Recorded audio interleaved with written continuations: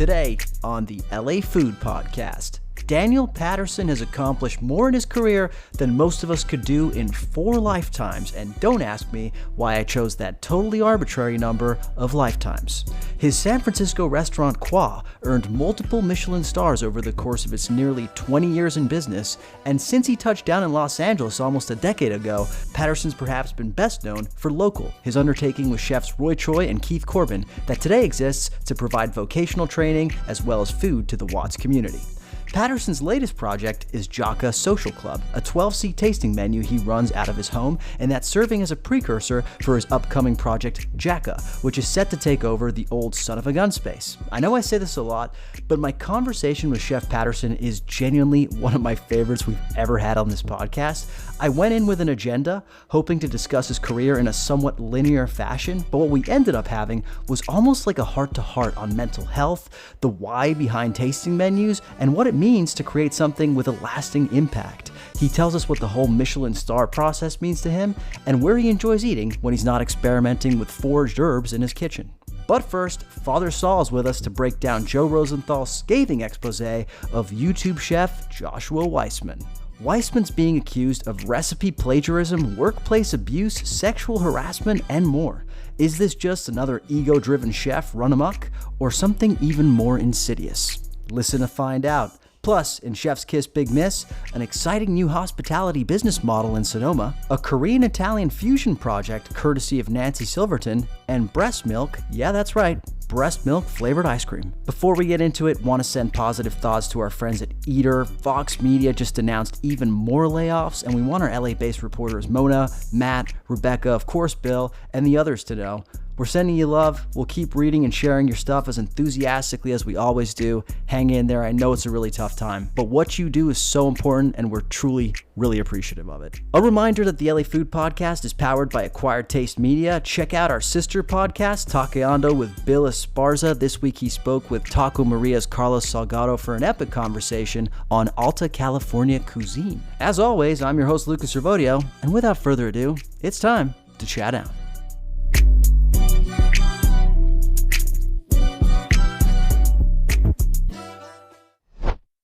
The LA Food Podcast is presented by The Lonely Oyster. Unwind at The Lonely Oyster's Echo Park Night Watch. Did you know that every night is industry night at The Lonely Oyster, dear listener? Stroll in after 10 p.m. nightly for a one-of-a-kind experience designed for the night owls and hospitality pros.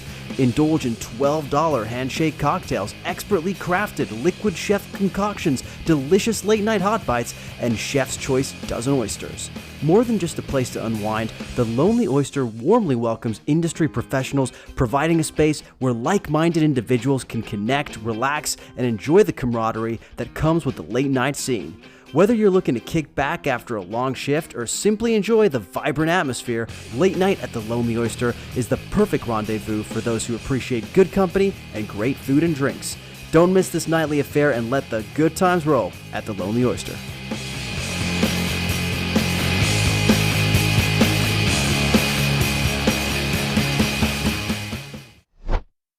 Welcoming back to the LA Food Podcast, a man who I believe is legally entitled to break, if not my knees, at least my thumbs. Father Saul, how you doing, buddy? I'm doing well, man. I got a guy for that. Don't worry, you'll meet him soon.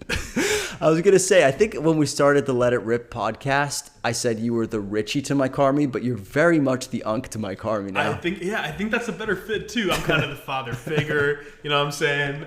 You owe me money.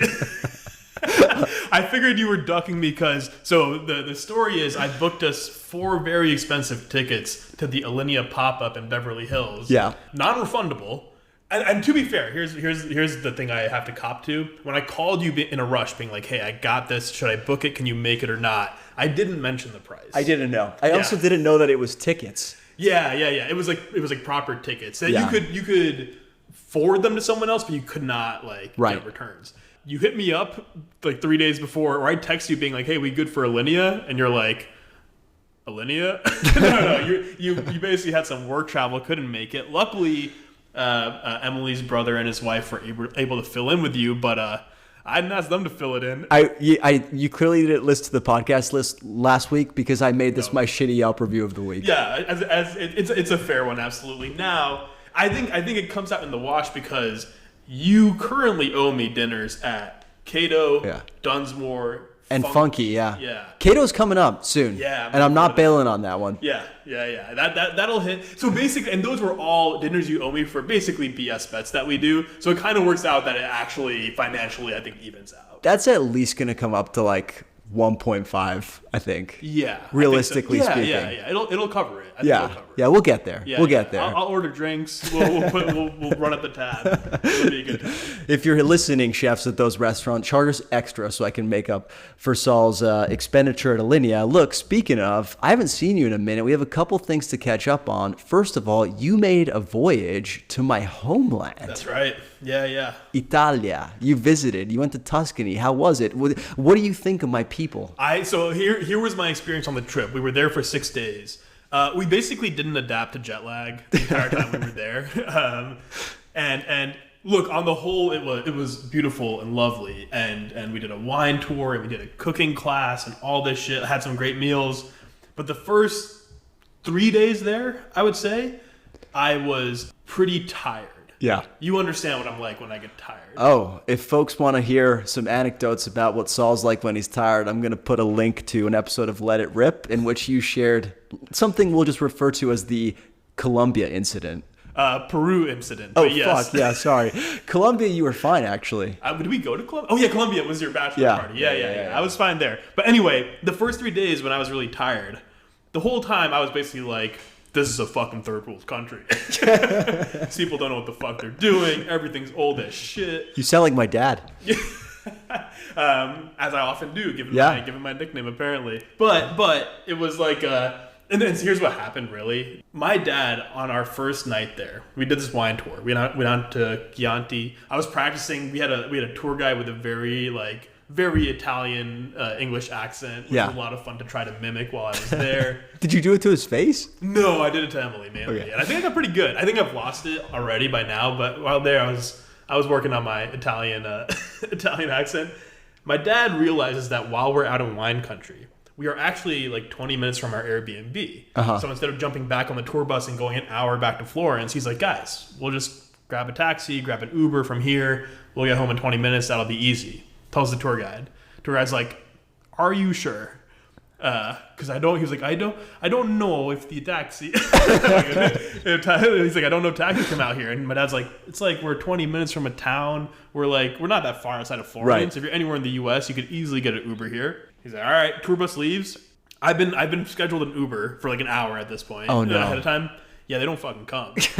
And it's like 9:30, 10 p.m. We realize it starts raining. We realize at this restaurant where we're posted up that no one's coming for us. Wow. And it's getting dark. Everyone's now getting hungry again. What's your dad's mood while this is happening? My dad, so I was the one who I was like, we're fucked. My dad was basically just looking at his phone. I think dissociating maybe in the moment in real time. And so I go back to the kitchen of the restaurant and I'm like basically trying to communicate in sign language to the chef. Yeah. Like, hey, I got some news. You have 12 Americans and Europeans here who don't speak Italian and have no way home. And the guy starts cracking up. He's like, the fucking tours left you? That's too funny. I had to be like, no, we did it on purpose. And he was like looking at me like we're crazy. Pours me some shots at limoncello. We hang out. And he basically calls up a buddy of his to drive us home eventually. No way. To me, it was like, this place is very hospitable. And what the fuck is going on here? Yeah, super disorganized and hospitable. It sounds like you got the full experience. Full experience. Also, by the way, on top of all this, the number one nitpick, you people drive like fucking insane. What? You drive come from Jersey. Crazy. No, it's entirely different. And what's crazy is I know you have nowhere to get to. No one has jobs. Yeah. So where are you rushing? That is the job. The job is to drive crazy. Driving around like corners and shit, just honking. We saw at least one crash while we were there. It was nuts. But anyway, on the whole, after that, the trip settled down.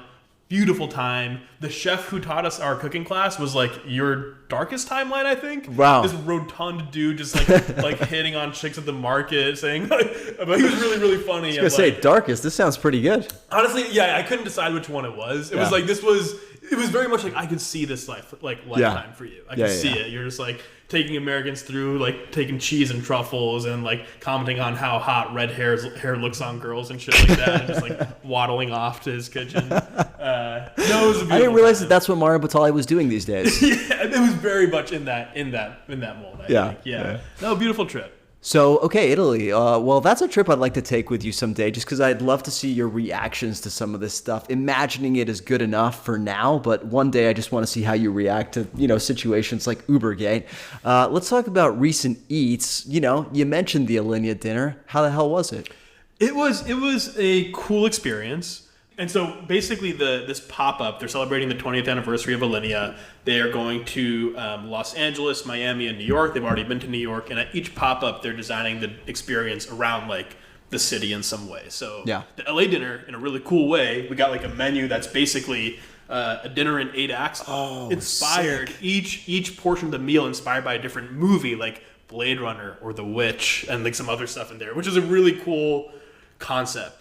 I would say they leaned more heavily on theatrics than cuisine overall. There were a couple bites. Most of the bites, I'd be like, oh, that's interesting. A couple of the bites, I was like, oh, this is very good. Yeah. And a couple were like, that's not good. Yeah. But like, I get what we're doing here, but that's like not very good. What was not good? I need to look up the actual dishes. I specifically remember, oh my God, no, my number one, there was a skate fish. Yeah. On a banana, it was basically fish with banana flavor, and I did not like it. And it was served on this like kind of like stringy, like I forget what it was, but basically like you eat it off this like stringy kind of like chewy thing. Yeah, tastes like a rubber chicken. Ooh, basically, it was don't like love texture. That. And then you have banana. It just did not work for me. Yikes. And there were a couple things like that where, on the whole, I would say it was much more fun to like be in this space that they had transformed at the Mayborn Hotel. Yeah. It was like I texted you this. It was like kind of an escape room vibe with food. It looked like an escape room. Yeah. It was basically like if you had like the actual spaces we were in were really dynamic and interesting, and like there was like a blue room like with deep like dense fog, and you like couldn't even see or hear like the table next to you.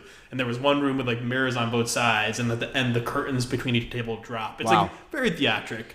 But the food, I wouldn't say was like super memorable. Yeah. So I got a question about just a couple of the iconic dishes I've seen, but have never experienced. First one is hot dog jelly. Hot dog jelly hit. That was surprising. So we opened at this basically Tokyo style speakeasy, and in it, which is inspired by Blade Runner 2049, I think, or just Blade Runner maybe. And like so, you're in this like futuristic looking place, and they serve you the hot dog, the clear hot dog, they call it, a ramen, which is like a jelly ramen, and a one disc, which is like a New York style pizza. Okay. Right, and there's like three things from notable places. The pizza didn't quite work. It was supposed to taste just like pepperoni pizza. It tasted like pepperoni. Yeah. I didn't get pizza. The hot dog, it was like, holy shit, this is a fucking hot dog. And it's a piece of Jell-O. Yeah. It's like a piece of Jell-O with 3 dots on it. That's and you're cool. like, I'm tasting hot dog. And the ramen, I think, was actually the best bite of the 3. Huh. And you're just like having like a little like Jell-O egg, basically. Yeah. And it's ramen. That was very sick. What about the balloon?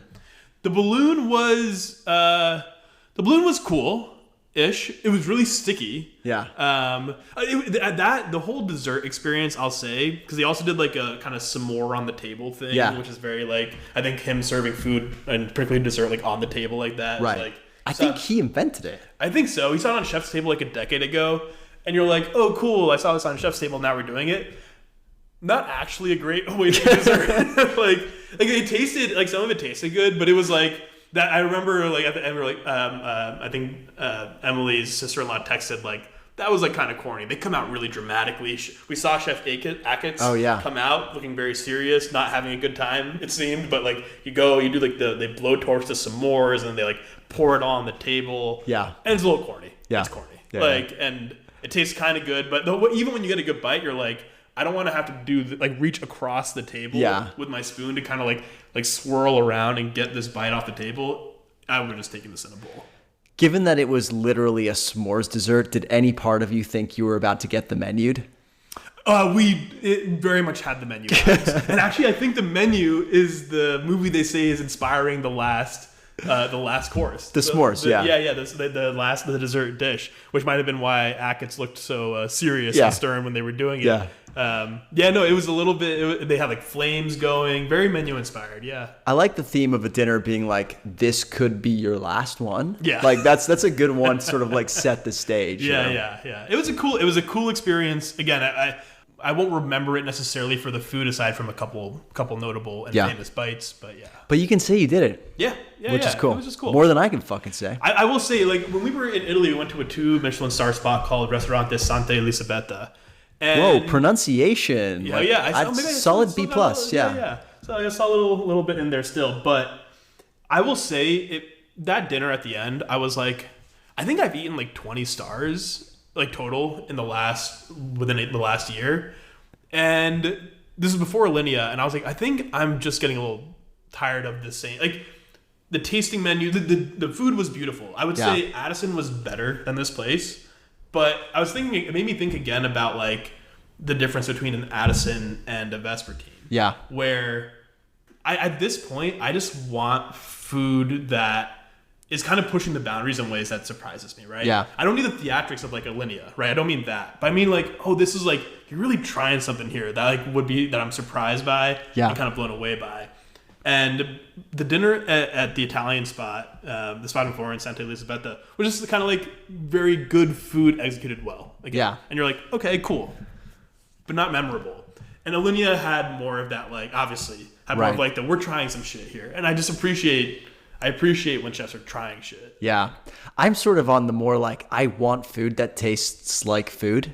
Like based on the stars that we've had over the last year. Like when I think about the most memorable bites, like at Jordan Kahn restaurants, whether it was the sweet potato dish or the quail dish at Vespertine, like I loved those because they were just fucking delicious. Like they were craveable. And there's things in there that we probably couldn't even wrap our heads around in terms of how they were created and the boundaries were being pushed that way. Hey, even the caviar and eggs dish at Addison, right? Yeah. But like that's what I'm craving when I go to those kinds of experiences. Craveable is such a good word, dude. That is the word. Versus like what it's like, hey, this is like the perfect way to make this pasta. And it's like it tastes good. Yeah.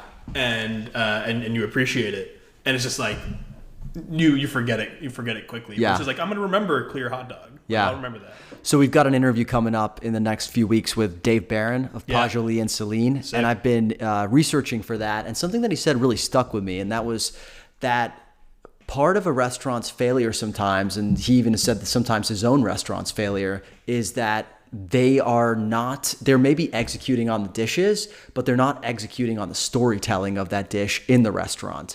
And sometimes, and he's had this experience himself, he said at restaurants, particularly at Noma, where without that story, he kind of just like judges the food and is like, this is whatever. Sometimes it's a little cringe. But once you get the story and you get the background, the dish takes on an entire new context, and it even affects the way it tastes, the way you eat it, the way you appreciate it. Yeah. I think there's really something to that, man. And I like looking back at some of our starred meals, I actually think that lines up with my enjoyment of those meals. Like, for example, the level of storytelling at a Vespertine, at a Meteora, was so far superior to me to the storytelling at Addison, where there wasn't a whole lot of storytelling there. No, but I see where you're coming from. I don't... To me, the food still stands on its own 2 feet. I don't need necessarily story. Like, the story is fun and it makes it interesting. And Alinea was a good example of, I would say they leaned they used storytelling as a crutch. Yeah. Where the food didn't necessarily like live up to the story. Right. Right. I still need the food to be first and foremost. But if I'm going to be paying those prices and having those meals, like there's a particular thing, like a combination of craveability and innovation and inventiveness and daring almost. It sounds corny, but kind of daring that like, I'm like, you like remember it, right? Yes. Quinto Neal sticks with me still for some of those reasons. And like, whereas Puyol did not. Right. And I think I'm kind of sick of like 12-course tasting menus at Michelin star places that don't have that combination. Yeah. I think that like, this is like that's kind of what I'm looking for. Yeah. You're looking for all of it. You're looking for it to hit on all cylinders. Yeah. I'm also, dude, we mentioned this earlier this year. I'm having such a highbrow, lowbrow year in terms of eating. Like I can't wait. We're going to Budonoki tomorrow. I am desperate to eat at like a that's fucking like an Budenoki. Outback Steakhouse for you these days. No, but no, it's not, because I'm either eating fucking like Sweet Green, Yeah. or like Santa Elisa or Linea. Yeah. That's literally like my whole life, and I just can't go out. Or I'm cooking way more at home now too, and I know I have to be getting out and like, you know, supporting LA restaurants more anyway. But like Dunsmore, Budenoki, like these are meals I'm really looking forward to, because I just need that, like, I want a fucking like nice tavern burger, man. Yeah. Let's just like Let's go get some burgers, bro. I've got a few more to hit up. So yes, I would love that. I need a burger. Well, look, we've already spoken about some of the most renowned chefs in the world, but I think it's time we talk about perhaps the most renowned chef in the world by his own admission, and that is Joshua Weissman. We're going to jump into it.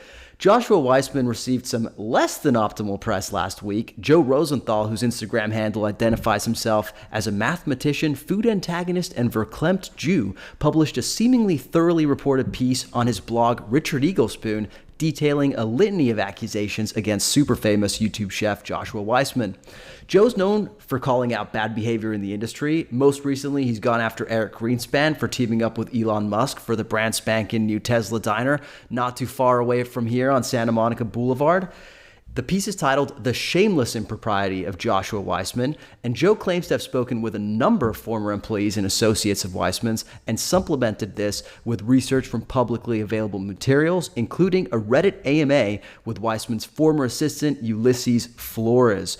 Before we get into the allegations, Saul, what was your impression or experience with Joshua and his content up to this point? I mean, look, as a ravenous YouTube chef and food content consumer, obviously had come across Josh Weissman, had seen his content. Like, he has like a very particular style. He makes a lot of sexual jokes and innuendo in kind of really corny and like juvenile ways in his videos. Yeah. But he has this mix of like, he hit a good sort of equation of entertainment in his videos, right? There's a set of videos where you're like, this is just like entertainment. I'm not actually trying to cook this stuff that I kind of fit him into.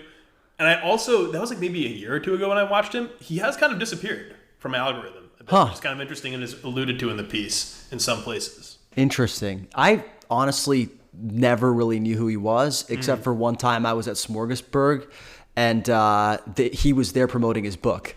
And just like every stall was doing like a Joshua Weissman collab. And I was like, okay, this guy seems like, you know, some sort of a big deal. He definitely purports himself to be like a chef who's now doing YouTube. Which may be a claim that doesn't hold water. It seems like maybe that's not the truth. Okay, so the allegations, we can really split them up into 4 categories. One is plagiarism and intellectual theft. He allegedly has a long-standing habit of copying or at least slightly tweaking recipes from others in ways that range from lazy to sometimes dangerous. In fact, in the piece, they outline that he once stole curing ratios that apparently could pose food safety risks. The second category of allegations is of hostile and abusive work environment. He's described by former employees as a control freak with a short temper, which is, you know, not an ideal combination. He's said to have regularly publicly berated people, thrown objects, and created a toxic workplace. His behavior has allegedly gone as far as throwing knives and even threatening to, quote unquote, stick a gun in an employee's mouth. The hostile work environment also involved overwork and underpayment, with former employees claiming to have worked up to 80 hours per week for salaries of $55K or less annually with no overtime, health insurance, or workers' comp. Then there's sexual misconduct and harassment. Weissman is said to have created a workplace full of sex jokes, sex noises, and inappropriate gestures. Ulysses was apparently subjected to comments including, "I want to fuck you in the ass." That's Josh saying that, not me, even after asking Weissman to stop. And finally, there's the exploitation and broken promises, meaning that employees were apparently promised raises and better conditions, none of which materialized, all the while Weissman himself flaunted his growing wealth, including a Lamborghini and multiple homes. There's other stuff too, we'll get to it. But Saul, whenever we encounter a piece like this, and especially if it's not in like the New York Times or the Washington Post or the Wall Street Journal, I think it's important to come at it with a few disclaimers and caveats when interpreting the validity of accusations. Not saying that this isn't true, I'm just saying like you got to come to it with a number of like grains of salt sometimes. So for folks who maybe are not as studied in the media as yourself, what might those be?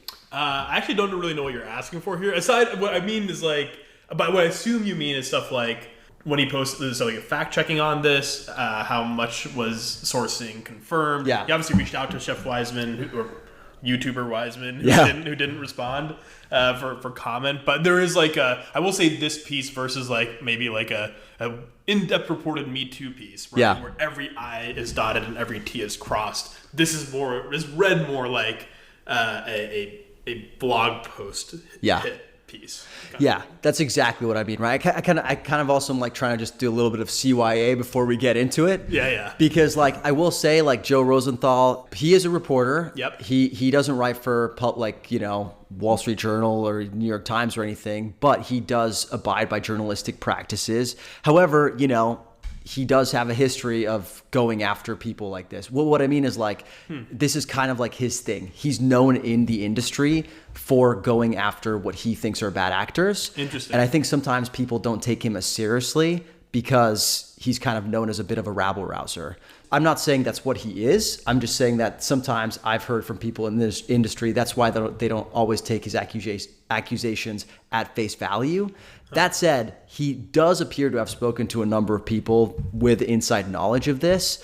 The only thing that I can imagine, like what Joshua Weissman's camp would say is, well, hey, if this is all true, why don't you put your name on the record? Yeah, which is obviously, I think, a deflection and not necessarily, it doesn't necessarily mean the allegations are false or anything like that. I will say there are a couple of receipts in the piece that like I think point to direct lines. I think some of the work he did tracking down the recipe theft sort of thing. I kind of like there's some places essentially where the evidence is kind of bolstered up. Yeah. The picture of the picture of his like cut fingers after punching the ice. That was kind of crazy, dude. Yeah. As an example of like hostile work behavior and stuff like that. Like I think there were certain places where I was like, okay, this is a real burden of evidence, which makes me kind of like tend to believe a lot of the things. So I can see where this behavior might be proved out to be true, and over here as well. And therefore, does that mean in this area, like you should take it for a grain of salt if you don't have the evidence there? But I will say, in my mind as a reader, I start going, uh-oh. Yeah, where there's smoke, there could be fire. Exactly. Let's start with the accusation you just alluded to, which is the plagiarism one. On its face, it appears to be the quote-unquote least serious. Some might even say, wait, how can you plagiarize a recipe? Kind of like it's really hard to prove you plagiarized an idea in Hollywood, right? Mm-hmm. Like you can say like this person stole my script, right? But if you take it to a court of law, actually proving that was your idea and you just didn't have similar ideas, it's really hard to do. Why do you think the recipe thing is a little different?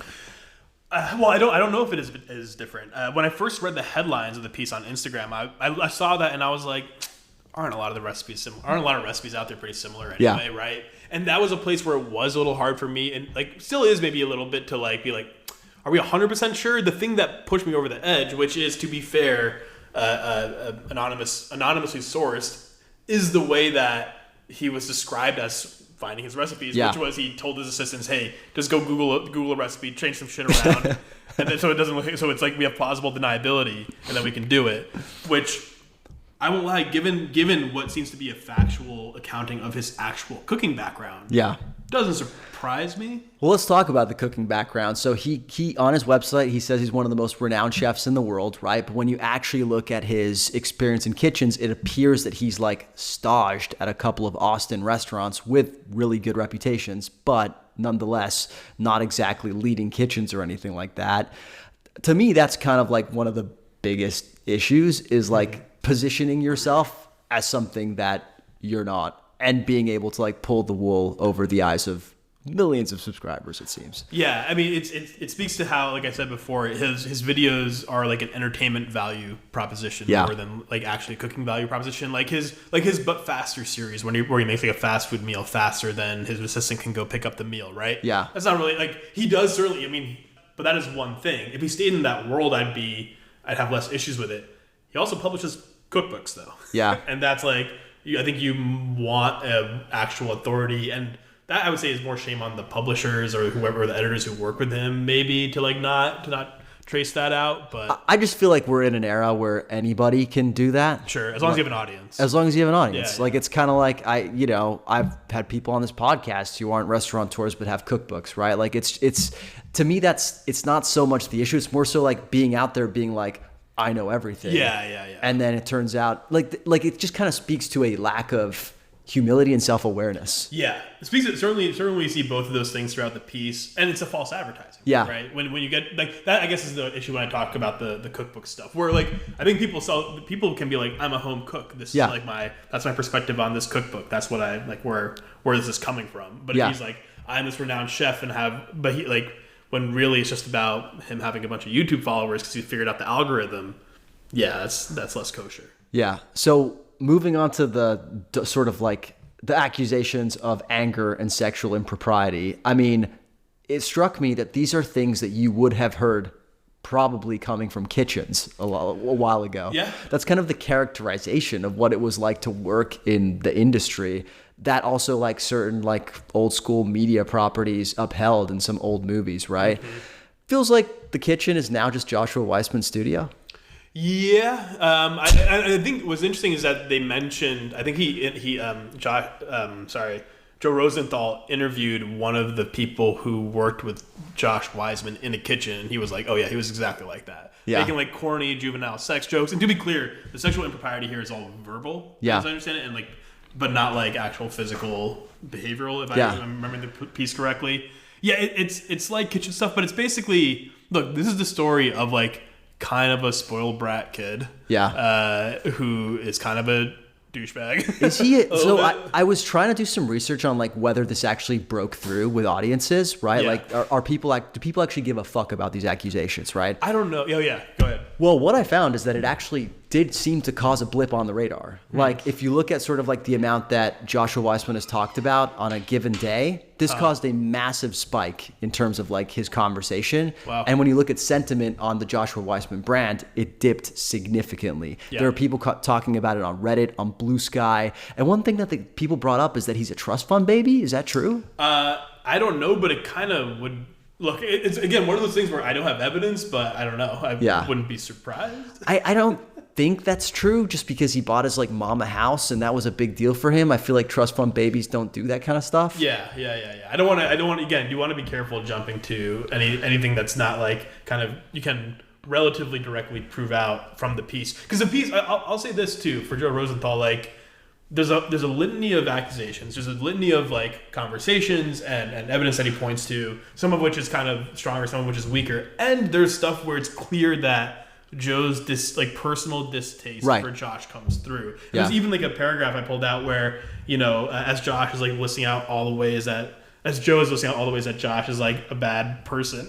Basically, he points out this video about pad thai. And he goes, in his video, Weissman falsely claimed that using a fork to eat pad thai is quote-unquote illegal, but pad thai is commonly eaten using a fork and spoon. And I was like, I'm pretty sure that was a joke, man. They don't, like he's pulling some places where I'm like, all right, you're forcing the evidence here, which makes me wonder if you're forcing the evidence also. Yeah, although I feel like Rosenthal would probably say that was also a joke, like the way that he wrote that line. Okay, but it's kind of weird to throw in a joke thing in there of a piece with a bunch of other really pretty serious allegations. Yeah, no, that's fair. That's totally fair. I mean, I feel like it sounds like an abusive work environment for sure, but I think Joshua might say it's just an intense work environment. And I feel like that was actually the excuse given for a lot of kitchens too. Like it's intense, and therefore the abuse kind of happens because we're all sort of like fucking in it, in the trenches, right? How do you distinguish between an intense work environment and an abusive one? It seems like a simple question, but I feel like it's one that's asked so much. I mean, I think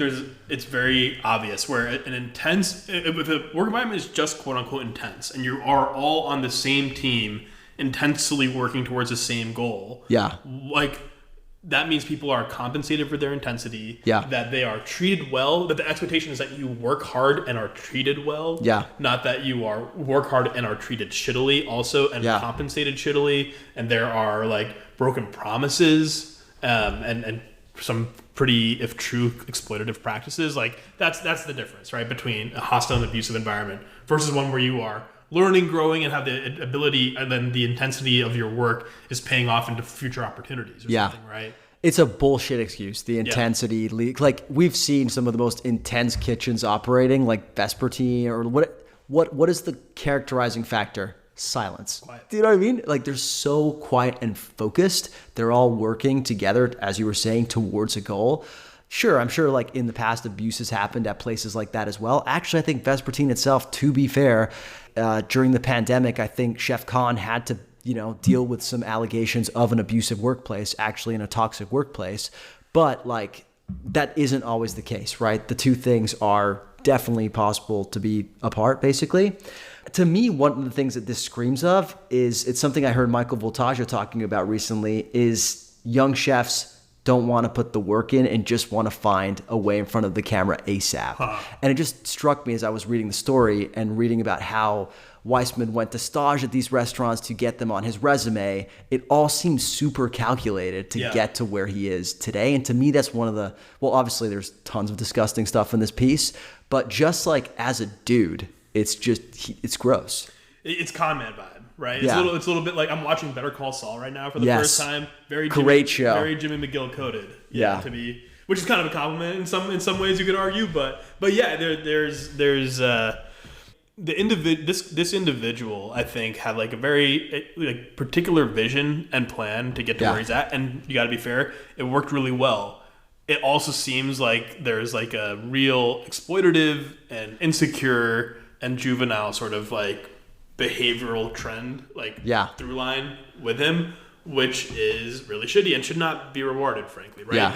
The Nick DiGiovanni interaction was but also hilarious and a perfect encapsulation. Again, that was true. So Michael Scott, dude. Yeah, where Weissman apparently accused, ironically, DiGiovanni of plagiarism, would talk shit all the time, hated him, then met him in person at an event and totally fawned over him, right? It was like, God, we should collab, we should work together, and everyone's like, this is incredibly awkward, culminating in a moment when they're working together and they want to cross he's looking for Nick's social media in his phone, and it's revealed that he's blocked him. So funny. Can't you imagine the moment? It's like, just tag me in the video. It's like, oh, weird, you're not coming up, and Nick takes the phone and is like, yep, that's because you blocked me. Yeah. It's cringy. It's rough. I mean, but I think that to me, aside from the actual direct workplace abuses and exploitation, like the sexual comments and verbal abuse and physical throwing of shit, the financial exploitation here, where he's flaunting multiple cars, building a new home for himself in Austin. Right? And paying his employees, forcing his employees to move to a more expensive area. Not raising their pay. It's really fucking shitty. And honestly, it's weirdly cult-like. I think people work for people like this sometimes at lowered costs because they see it as an opportunity, as a stepping stone. It's not just the promises Joshua was making to pay them more. They view it as a high-profile gig that's going to lead to other things, right? But that requires that boss a lot of the time taking an interest in you as a human being and letting you progress, and then giving you references and introducing you to people, giving you opportunities. And it feels like none of that was happening here. I think the shittiest thing for me about this is it is clear, if you read between the lines in the piece, that Joshua knows that some of the stuff he does is fucked up. When he's talking about the sexual harassment stuff, he even said some of the employees said it's very clear that he only referred those comments to the men on staff because he felt like if he did it to the women on staff, then he would get a lawsuit, basically. So it's just so backwards. As he knows he's being a bit of a jerk, but he also knows who will get in trouble with being a jerk too. They even mention, which is an associate behavior, where it's if he felt like you were his equal or better, he wouldn't. Right. But if he felt you were lower than you, this is small person behavior. Essentially, right. But I mean, again, in this piece where Joe got sourcing from people who work with Joshua and so on and so forth, I did some quick Reddit look arounds, and I see one subreddit that's the Josh Weissman takedown we've all been waiting for, because he has a bit of a douchey persona on camera, but it's also I don't know, it can in a digital short it'll hook you real quick. And then on the Josh Weissman subreddit, it's serial complainer Joe Rosenthal writes about Josh Weissman, right? But which I'm sure he probably started. But I saw somebody post on Blue Sky, it's always the people you most expect. And that's kind of how I feel about this one. Do you think this matters for Josh Weissman? Do you think this makes a blip in him? I think so. I probably think so. I think so. It looked like he was stagnating anyway, because I actually don't watch Nick DiGiovanni, but my algorithm is nonstop chefs. Yeah. It's like a ton of food stuff. And Josh just doesn't come up. Yeah. Like, and I actually have to look. Maybe I got like tired of him and like annoyed, and I was like, you stopped clicking on the videos. You stopped clicking on the video generally, right? And to have this on top of that, like, yeah, it's not good. It's a bad reputation to follow him. Yeah. I wouldn't be certain. There may be like credit to Joe. I think a report like this might create cover for people to speak out more and maybe on the record with their names. Yeah. So we'll see if that happens. Yeah. Yeah. This is just wrong. I don't have like a personal problem with Joshua Weissman or anything. I know that there were people in the comments on the post saying like, oh yeah, he said they would work with me, and then like, you know, they didn't. Yeah. Like that did happen to me too, full disclaimer, but I honestly don't hold any resentment for that whole thing. It's just this entire like piece, like I think one of the biggest effects it will have moving forward, the reason I say that is because I think it's going to impact who wants to work with Josh. Yeah. And that's a lot of his, like, you know, bread and butter is who he gets to collab with, the brand deals he gets to do. Yeah. I mean, I think, you know, if you want to cut off a creator at the legs, better than just quote unquote canceling them, whatever that means in this day and age, it's basically strangling their source of income. Look, to be clear, I don't think he's gonna like disappear, right? He still has like a significant following, and they're gonna stick around. But this is, I think, will like put a dent in it.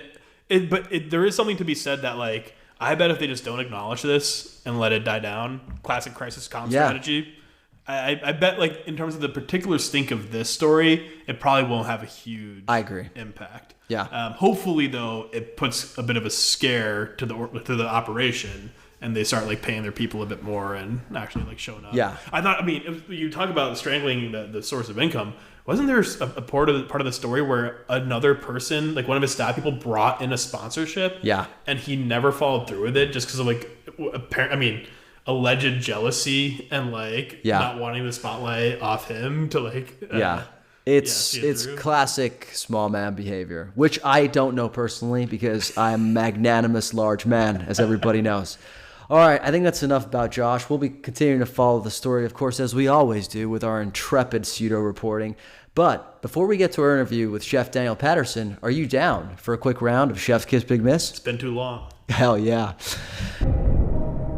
The New York Times' Eric Asimov writes about 6 small California wine businesses who are joining forces to form the Overshine Collective, a partnership that allows each brand to maintain its independence while sharing resources, reducing administrative burdens, and achieving greater financial and operational stability.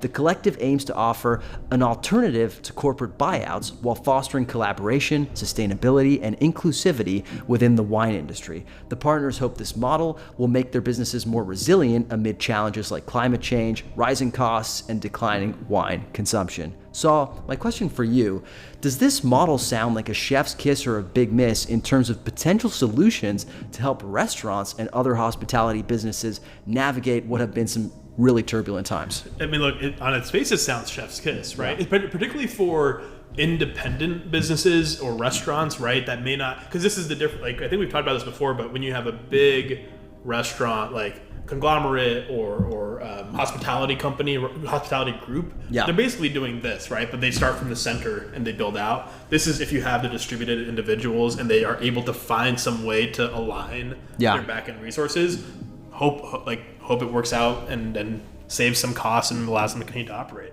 Yeah, it's really cool, I think, because we've spoken about how a lot of chefs are brilliant chefs, cooks, artists, but they're not fantastic business people. Yeah. So if you like find 5 chefs or something who own restaurants independently, and you like together can pool resources to hire one business person, kind of like that could go a long way. Kind of sounds like the dream job, dude. Yeah, it does. Are we offering our services?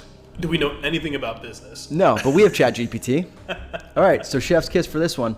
Next one, Eater's Harry Cheadle reports that DoorDash has raised delivery fees in Seattle again, calling it the most expensive delivery market in the U.S. due to new city regulations that increase driver wages and require due process for driver deactivations.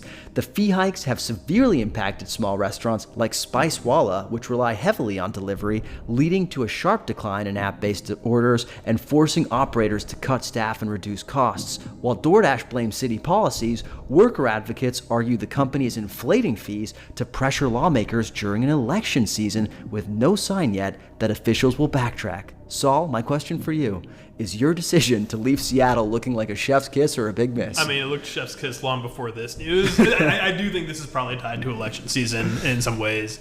I don't know if you've been tracking Seattle's election. No. But like some left-leaning turnover might be happening. What do you mean? Like so I think in 2020, the mayor and city council that was elected in was slightly more centrist than some of the folks that they had in office. Yeah. Actually, the prior mayor was also pretty center-left, more than far left or anything. But there was I think there's been since the 2024 election, like a real momentum from farther left. Oh wow! So they're zigging while a lot of the rest of the country is zagging. Yeah, New York's not New York's zagging too. Right? That's true. I think there's a particular trend here of like people are really unhappy with the status quo, so they're going this way, and if they go that way, I'm guessing it'd be bad news for further fees for DoorDash. So they're trying to put the pressure on now to get some cover. Damn, if I were DoorDash, I would just pick one candidate and go in all in on them, right? Yeah, I guess so. Like this, I think Uber and Lyft did this before too in the city.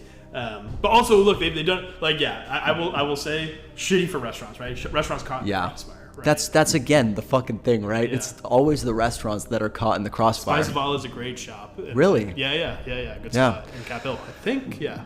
You get it all here, dear listener. You get travel trips, politics, food. Where else do you get that? All right, on to the next one.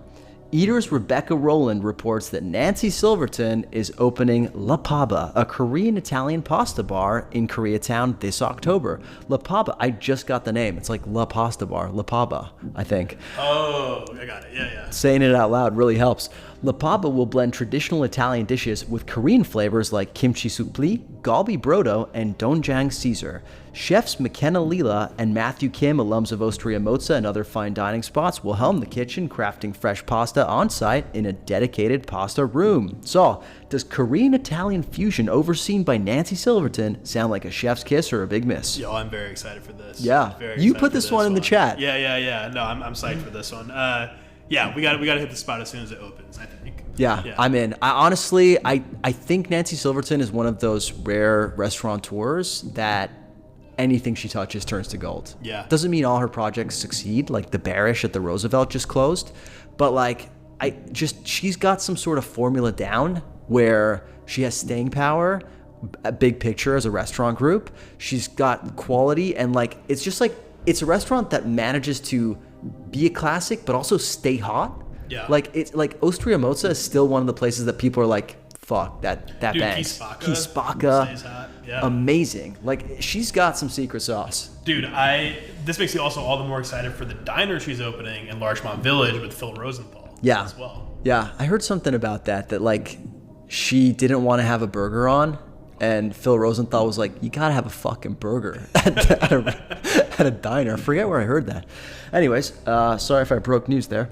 Acquired Taste media podcaster Bill Esparza writes in Eater, his, Moonlight, that LA Cha Cha Cha, a beloved rooftop Mexican restaurant in the Arts District, will permanently close this fall after a string of devastating events that we all know about, including the ice raids, the mass protests, and everything else happening downtown.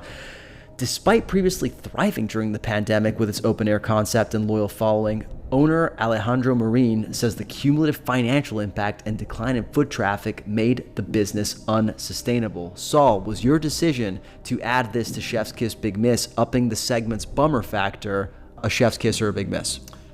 Big miss on both accounts. You took me to La Cha Cha Cha. La Cha Cha Cha or LA Cha Cha Cha? I think it's LA because there's other Cha Cha Chas in other cities. Oh, I see. Yeah. You took me there, if you remember, during COVID. It was a nice little spot. Yeah, we went for brunch one day with my wife, it's a delightful spot. It's kind of just like a real downer that downtown restaurants are having to go through this specifically. I just feel like I'm so sad for downtown LA in general. Yeah. I remember when we were coming up in our early 20s, downtown looked like it was going to be like the next hot thing. It kind of was for nightlife. It was pretty hot, man. It was a lot of fun, around that 6th spring flower. Arts District was fun. Arts District was popping. I think Arts District still has great stuff. Arts District was coming up. really, while we were, and it still has like some real institutions, but I work downtown and the vibe has shifted. Yeah, the vibe, it's sad. I feel like if I were a city politician, that would be, I'm not going to say it's low-hanging fruit because I think it's actually very difficult, but I think it would be a very noble undertaking for a city politician to just make that their fucking thing, right? Like, let's revitalize downtown. How can a city like Los Angeles not have a vibrant downtown? I mean, I think for a long time, Los Angeles did not have a vibrant downtown. Right. And it was a kind of like it was like that period of the mid to late aughts to the 2010s. But that was always the argument that I always used to say is like, how can a city, and it felt like finally they're putting the effort, the resources, they're creating the right incentives for people to go there. But like, it feels like we're back at square one where we have to make that case. Yeah, that's true. Final one for you. This was probably my favorite one. Companies Frida and Oddfellows have launched a new ice cream flavor designed to mimic the taste of breast milk. Yes, you heard that right, dear listener. Inspired by comments made by Kourtney Kardashian, apparently.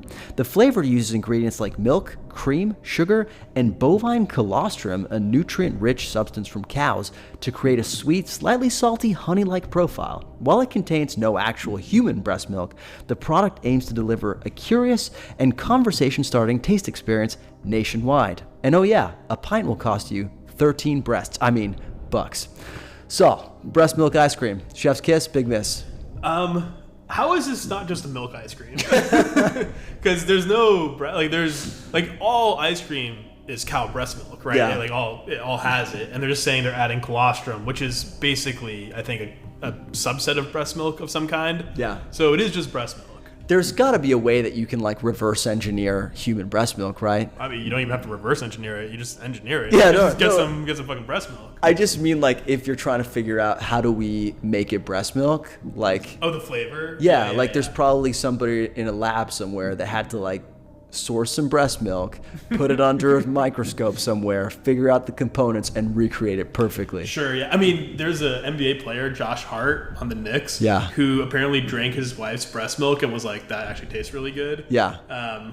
Which, okay. Look, yeah. Tastes good, can't be mad. No. Though I think you should only be allowed to drink like your wife's breast milk, or your mom's, I guess, more specifically. Yeah. I was going to say, I thought you were going to say relatives, and I was like, there's a fine line there. Well, your mom is your relative. Your mom's your but like that's what breast milk's for. Like, that's where you draw the line. Yeah. Aunt? No, dude, no. You have your mom. And I don't know why I said wife, because if you have like a big kid with your wife, she's got breast milk. Maybe she leaves a cup lying around. You confuse her for your milk. No harm, no foul. Yeah. No harm, no foul. Yeah. I'm gonna be on record saying I would try. Oh yeah, I would try it. You'd try it. Yeah. I mean, I'm a big believer in like you want to experience everything life has to offer. And while we've already experienced it, I have no memory of it. That's true. Yeah. Very true. Yeah. All right, I think you won the game, my friend. I have a shitty Yelp review for you. Please. It's actually one that my wife did, but she gave me permission to say. I'm very excited to share. This is a wife shitty Yelp review. That she did, yes. She conducted something. She did an action that warranted a shitty Yelp review. We both agreed on it right after it happened, so here it is. We were in the desert. We were at the Whole Foods. And, actually, she needed to do a pickup at the Whole Foods at the Amazon locker. So, wow, that was a very Jeff Bezos-coded sentence right there.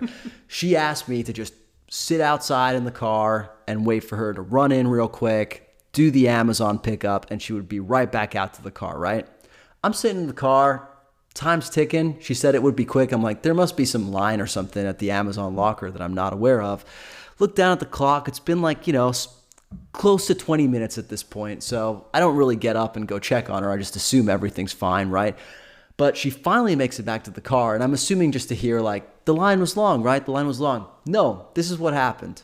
The pickup took like 2 seconds. What happened is she was at the door about to make an exit, and she got to the door right at the same time as like a middle-aged gentleman. And you know that situation when like someone is like, after you.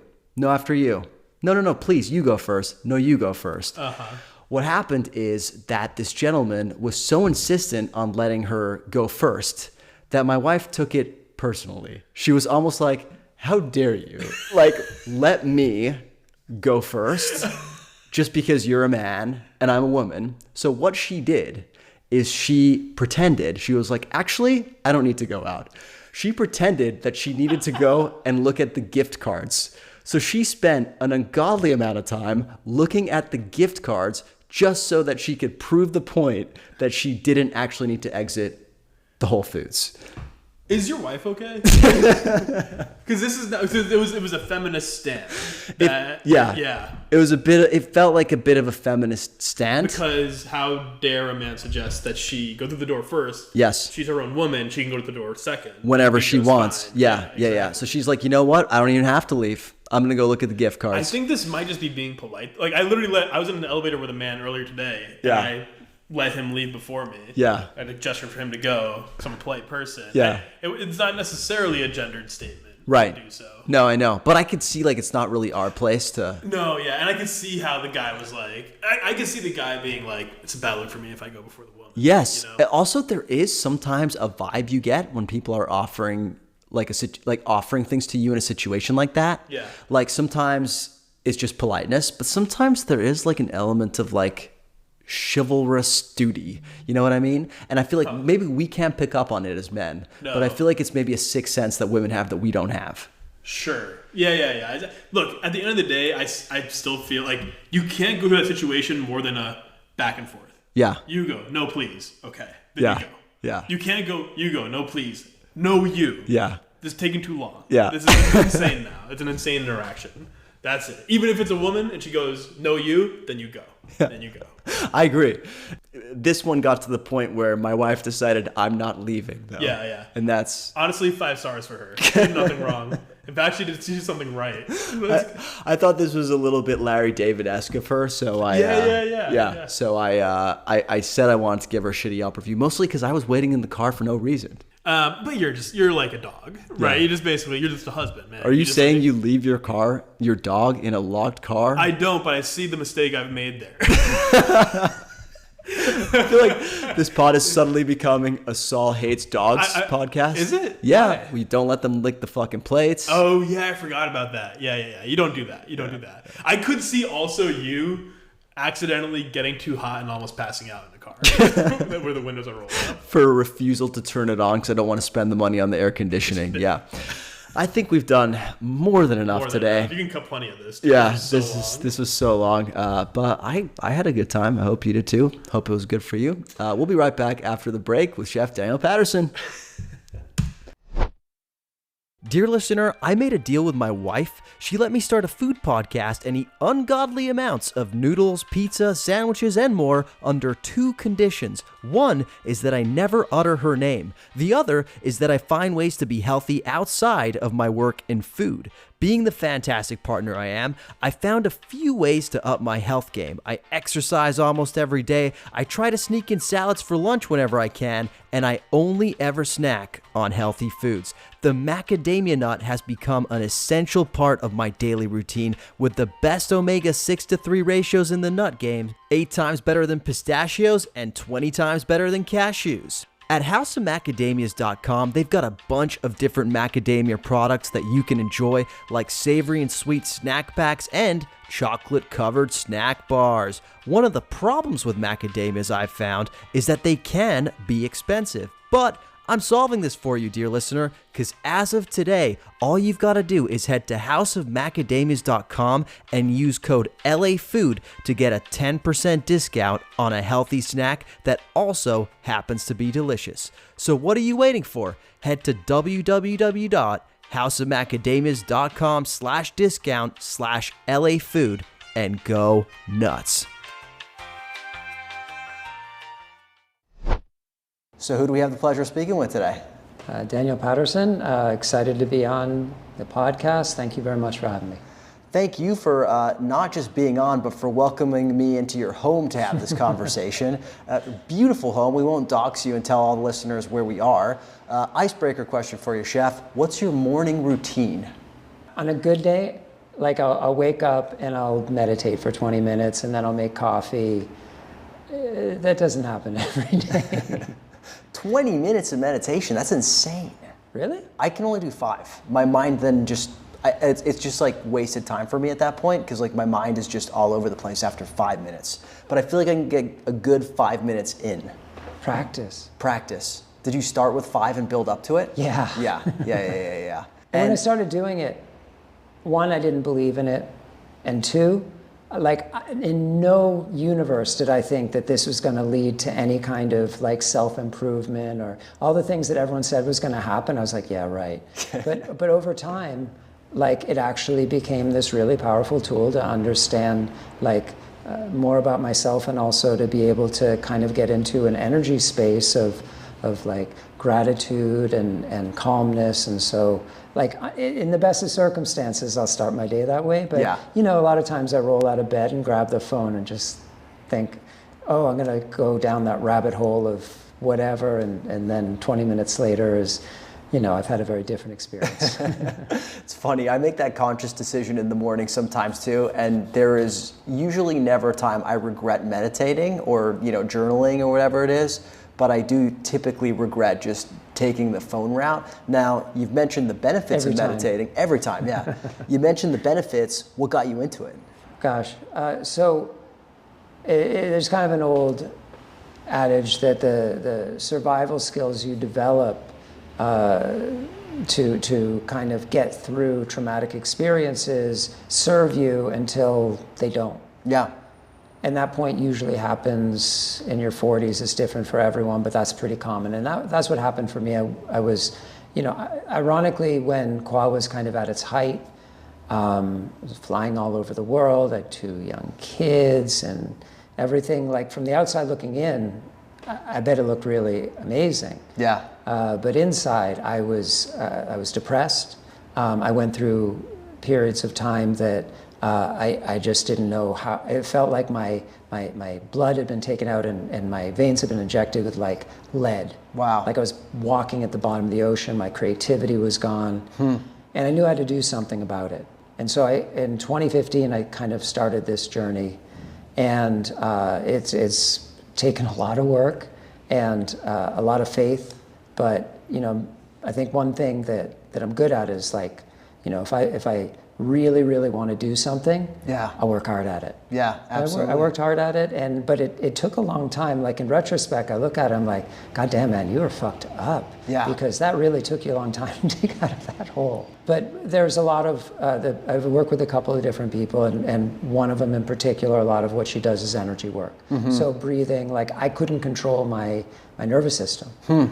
It would just go haywire all the time. And so that was a big thing, is learning how to, like through breathing and through understanding that emotion is energy, that I could control my own energy, that I could control my own emotion that way. And that was like years in the making. Right.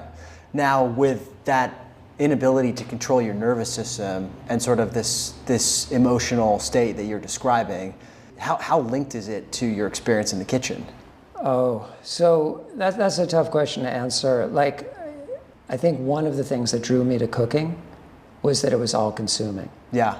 And I started when I was 14, and I went to college for like a year and a half, but I was working full-time, and I realized I had to make a decision because I was not doing either one any favors. Right. Plus, you know, being a dumb kid and going out at night and doing all the stuff that dumb kids do. Something's got to give. And I decided the education should get. Now, I look back and this was not the best decision I ever made. I could have had a nice stable job and, you know, I could have like had a different kind of life, but I didn't choose that. Like I really loved cooking. I love kitchens. I felt at home in restaurants and in kitchens in a way that I never did. It was like the second I walked into a kitchen when I was 14, I was like, hello, fellow freaks. This is where I should be, you know? And it was the place that I felt the most, oddly, safety. And, you know, in a lot of ways, like cooking, like really did save me, you know, because I could put every ounce of myself into it. And it was so all-consuming that I couldn't think about like all of these very real and very pressing emotional issues and dealing with kind of this traumatic childhood stuff. That I was like, this is great. I'm going to lock that away in the closet. And I'm going to work. And I will never have to explain myself because the answer is, I had to work. It's a hard job. Yeah. You know, and so it became both a joy, you know, genuine joy, the creative work and the ingredients and the people. Like I love the people. I love cooking for people. I loved the way that I could communicate in a nonverbal way, in a way that I couldn't in real life. Like you put me in those days in a living room or a setting where I have to interact with people, and I'd be like, but you put me in the kitchen, and I could communicate really like with great expressiveness and sensitivity and love, and people kind of got that. I think this is something that, you know, everyone says, I learned how to cook from my grandmother. I didn't learn how to cook from my grandmother. But we had a lot in common. She was also kind of, let's just say, socially stunted when it came to being able to express her emotions, even for a family. Yeah. But man, you get like this big extended family around the holidays in one room, and she would cook for everyone. And it was like a spell would come over the table, and everyone put aside their grievances, and all of a sudden, like they would be happy, and they would be engaged. And it was like this moment of really, really beautiful kind of synchronous experience. Yeah. And her ability to communicate through food, I think, I look at that and I think somehow, some way, I kind of inherited that, you know? What did she cook? Russian Jewish food. So she was first gen, tongue and borscht and, you know, chicken soup, and she made amazing apple pie, which was like her, like, I'm American, and I'm gonna make really good apple pie. But I would sit in the kitchen with her, and she'd make cookies, and like she would cook all day long. Right. She's really, really good at it, although not as good apparently as her mother. Yeah, but that's what every grandmother and mother says is, I'm good, but I'm not as good as my mom, right? It's funny. She didn't say that. Oh, her really? Kids did. Oh, well, that is probably true. Yeah. You know, you say that you had trouble expressing yourself, but if I'm not mistaken, your other aspired career choice was to be a writer. Oh, that would have been choice number one, but I was too afraid. Yeah. Why were you afraid? What if I wasn't really good? Yeah. It seems to me like you have this drive to need to always be or at least potentially be the best at what you're doing. I know, it's kind of like a sickness. I mean, is that why you meditate? So the reality is, like, I mean, I've done obviously a lot of work on this, so I can sit here and tell you kind of unemotionally, like, I felt like I was a terrible person.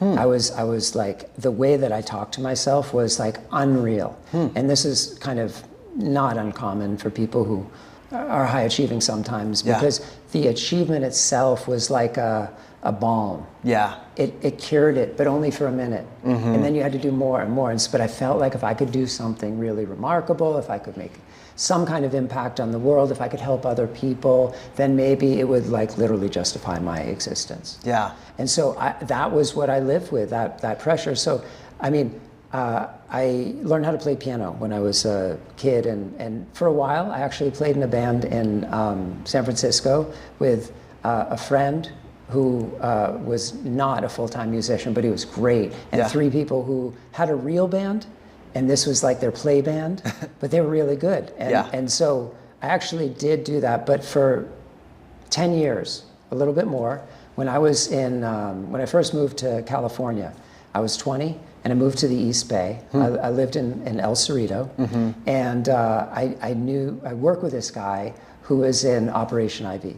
Oh, no way. Yeah, he played sax, and he introduced me to the East Bay punk scene, and we go to Gilman Street and see Victim's Family and No Means No, and I used to play with him sometimes. Wow. And he was like one of those guys that could play 5 instruments, and in playing with him, like so we both used to drive for Kimball's East, like you would pick up an artist. Yeah. And like I remember picking up Eddie Harris, who was late 50s, early 60s, sax and piano player, like extraordinary. Driving him around, listening to him tell stories about, you know, growing up and kind of other musicians. And so you drive him around, to their interviews or whatever, and the payment was you get to go to a concert. Okay. So that's how I got to see like Jerry Gonzalez and Fort Apache and Branford Marsalis. But so when he would drive people around, he would actually get on stage with them. So I played with this guy, and I realized I would never have that talent that he has. Yeah. And I'm like, okay, fuck this, I'm not playing anymore. And literally for 10 years, I did not touch an instrument. Like, there was no question, I couldn't be like a hobbyist. And then a friend finally said, you could just have fun. So it strikes me that as someone who needs to be the best, or needs to be like in contention to be the best at everything they do, going into a profession like cooking and making food, where whether something is good is so highly subjective, not to mention like in the universe that you were cooking, the sort of like fine dining, Michelin level restaurant, literally you're subjecting yourself to criticism nonstop, professional criticism. Yeah. Seems like an odd choice. It's a self-inflicted wound for sure, yeah. Yeah. Like a continually self-inflicted wound. So what I learned about dynamics is that things that are comfortable are more compelling than things that are healthy. So I was used to being in these dynamics where I would get hurt. And so I chose a lot of situations in which that was a very likely outcome. Yeah. And so then I had to learn to make different decisions later. And when I say later, I mean like maybe within the last couple of years. But that being said, you also have to remember, when I got into cooking, there were no celebrity chefs. Yeah. Like in the 80s, there was nothing like we know today. There was no social media. And I did not get into cooking to be famous. I got into cooking to hide. I love the people, and it was like a pirate ship. Yeah. It was crazy and chaotic and maybe kind of a little bit dangerous. But there was also these moments of transcendence. You were participating in people's birthdays and celebrations. The hours, like Jim Carroll once wrote, were a little inclined towards the shadows. You worked at night. You got out at midnight. You socialized between midnight and 2 or 3 or whatever, and then you slept all morning like a vampire. Yeah. So there was a lot about it that really had nothing to do with celebrity and a lot to do with participating in a subgenre that was very appealing for all kinds of reasons. And then the world changed, right? So I worked, and then in 1994, I opened my first restaurant. I was 25. In San Francisco? It's called Babette's. It was in Sonoma. Okay. Yeah, and so one of the reasons that I developed kind of an idiosyncratic style in some ways is I developed it in isolation. Because I had no way of knowing what other people were doing. Yeah. Because this is the 90s. Like, we had internet, but we certainly didn't have social media. 94, you didn't. Did you? Oh, you're probably right. There was no internet. I want to feel like I encountered it late 90s, like 97, 98. That actually sounds right. So really the only exposure you had was through cookbooks, news articles. That's right. Letters that you received from faraway cooks. So Joe Robuchon, great chefs of France. So these were the things. I looked at these people who sacrificed everything in their life for this creative pursuit. And I'm like, I'm down. That's it. That's the life I want, of complete and utter misery. But I will make these really beautiful. So here's the other thing about it, that you're creating beauty, right? And, the world that I grew up with, that and I think it's true of all of us, isn't always beautiful. But you could make something really beautiful, and that beauty was maybe an hour, 2 hours, or 3 hours, whatever it was. It was one dish. Yeah. And it's completely ephemeral, right? Because then that day it's gone. It's gone. And the next day you got to wake up and do it again. Yeah. And it doesn't matter what you did the day before, but you literally have to prove yourself over and over, because the person that just came into your restaurant might have read everything about you and might have these expectations, but literally the food you're serving, the actual food you're serving, that is their entire experience, which is one of the reasons why I used to just lose my mind if people didn't care. Look, we're all gonna make mistakes. And as a chef, you put in like kind of as much as possible safeguards so those mistakes don't get to the table. Yeah. But like, or when I would make a mistake, I would think about it, like I would obsess. Like weeks later, with hundreds or 1,000 dishes that I'd sent out that had been perfect, that one that I fucked up, of course, that's the only thing I could think about, because that was their whole experience, and I fucked it up. Yeah. Right. And by the way, none of this is healthy. Of course. But it just kind of how I was at that time. So in '94, we opened. And like people came and wrote about it, and it was like Food and Wine Best New Chef and Wines blah blah blah, and and that was really just kind of a shock to me. I was like, how did you even find us here? Sonoma was not Napa, it's still not, but back then especially, it was kind of a hick town. It was more towards like Italian food. I was doing weird stuff. We had this cafe in the front with more approachable food. But like our tasting menu thing in the back was like, it was people who lived there thought it was like tourist food, right? And so it kind of fucked me up. Like the acclaim was great, but also I didn't know what to do with it. It's like a present that your like great uncle 3 times removed sends you that they don't know, and you're like, you open it up and you're like, it's beautiful, but it's not mine. You don't feel like you deserve it. No, not at all. But maybe the next one after that, I don't know. And then and then what happened was that world and the attraction and the pull of the celebrity world and food started to grow. And I got kind of sucked into it like an undertow. Yeah. And then one day, I just wake up and I'm out in the middle of the ocean. Yeah. And I don't know how I got there, and you just got to keep paddling. And so by the time, the time that you're talking about, when Kwa was open and I'm going and doing all these things all over the world and this, and the 50 best, the current has taken me very far away, and I'm just trying to keep my head above water. And also, yes, of course you care, right? Yeah. And there was one year that we kind of struggled at Kwa. It was like maybe 2011, I want to say. And when they called me from the Michelin guy, they call you every year, and they're like, so we gave you 2 stars, but I just want you to know, like, there was some disturbance in the force. Like, get your shit together was basically the underlying thing. They call you to tell you that? No, they call you to tell you you're getting 2 stars. They were very kind enough to also let me know that the inspectors, of whom there are several, and they come several times and you never know who they are. Right. But there were moments of inconsistency that I needed to address. It was a very kind thing to do, and I fucking tightened that shit up so fast. I bet.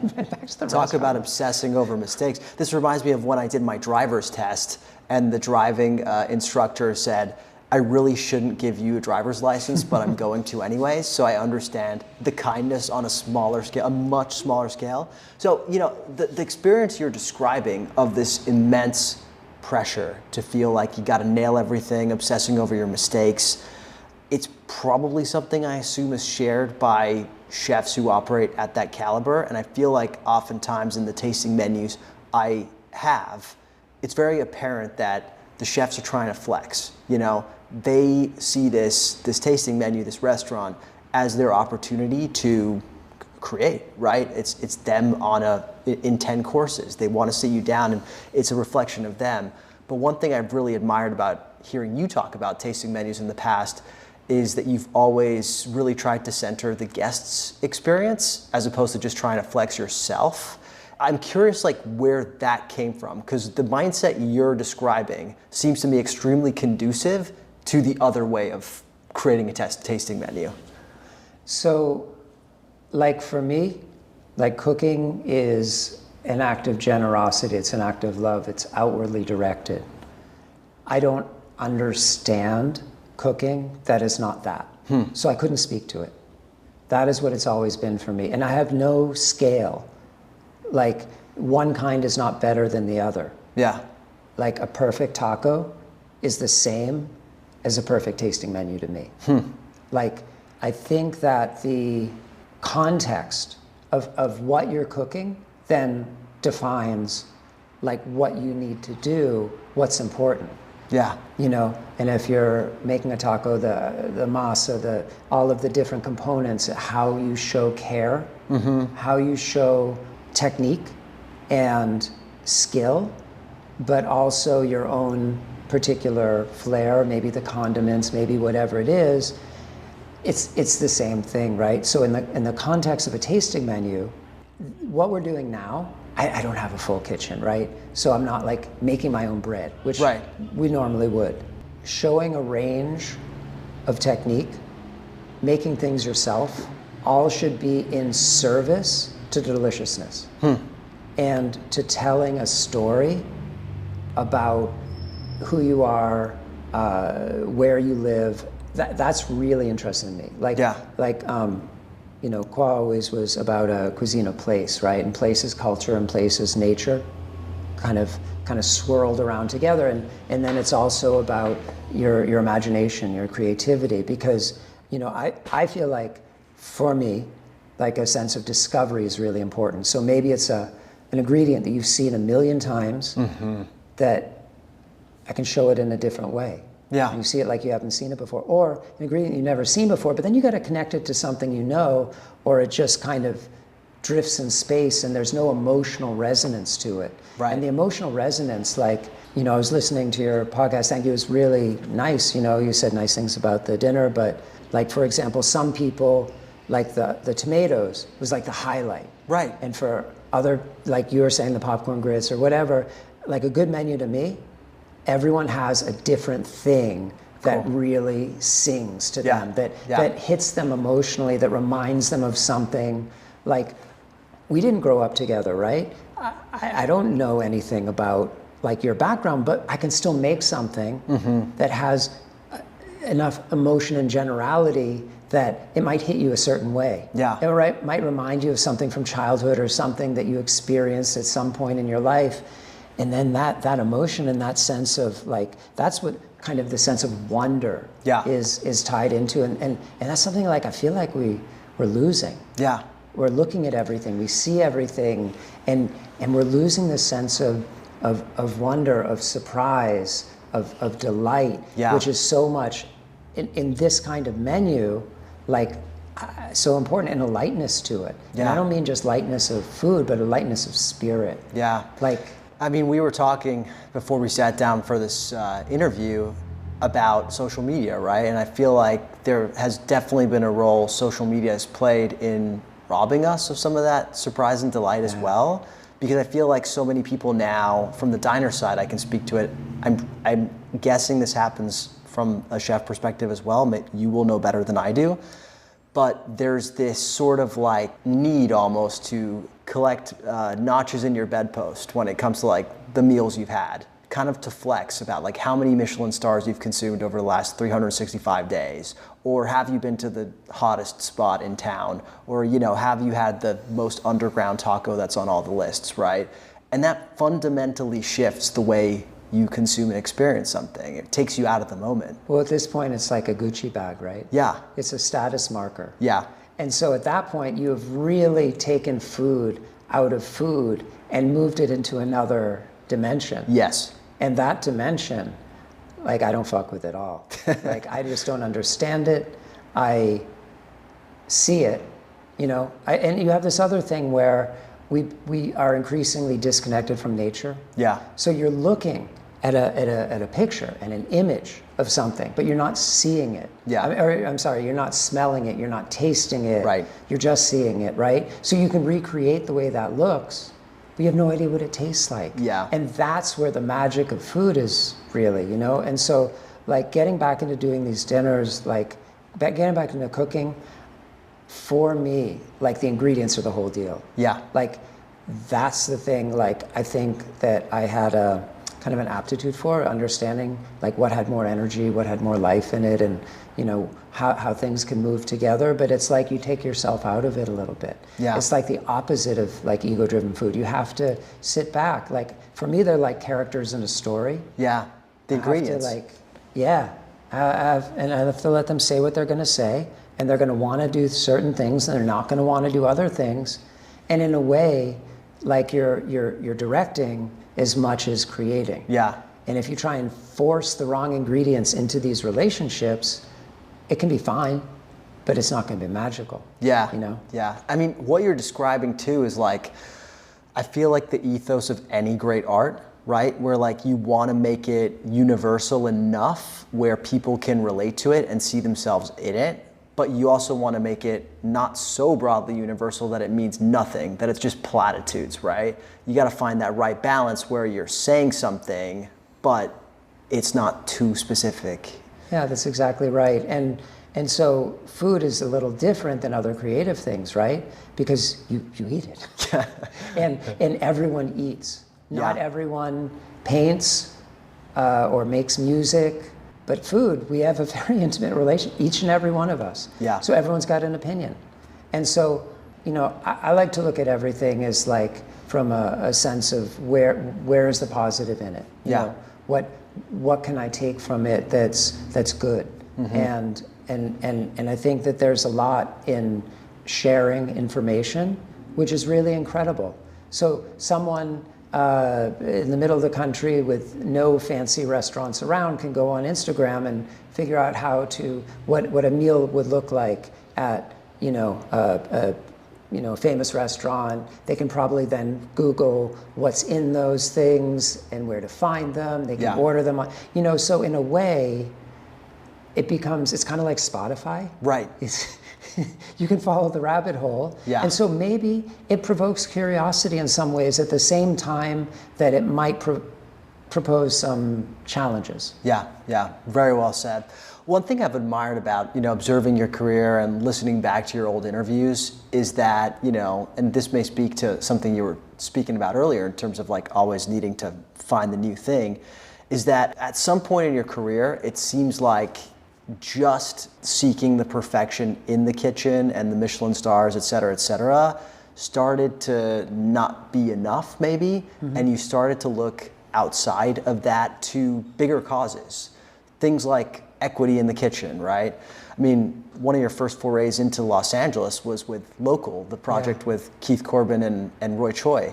Can you tell us how that entire project came about? Yeah, I mean, I'm like so grateful for that whole experience and incredibly grateful to Roy Choi, who is an extraordinary human as well as an extraordinary chef. I met him in Copenhagen at MAD, and he gave this talk. I had started a nonprofit with a woman, Sasha Scone, who we met in San Francisco, and she was working with kids, and restaurants, they get asked to do stuff all the time. Yeah. Right? Donate a gift certificate, come show up at this gala dinner and put something on a cracker for people. And it's very unsatisfying because you don't see the money, where it goes. You don't connect with the people who it helps. And so I felt like, I wonder if there's a way to do it differently that could feel more meaningful. Yeah. Like, what if instead of doing all these little things, what if I picked one nonprofit organization that I really believed in, and just work with them and see how useful I could be. And it was this nonprofit called called Larkin Street Youth Services. And Larkin Street would take kids in from, they would come to San Francisco from all over the country for all kinds of reasons, maybe an abusive family situation or sexual orientation. They didn't feel comfortable in the small town they were in. They thought San Francisco will be very accepting, and they get there and it's corporate and it's expensive.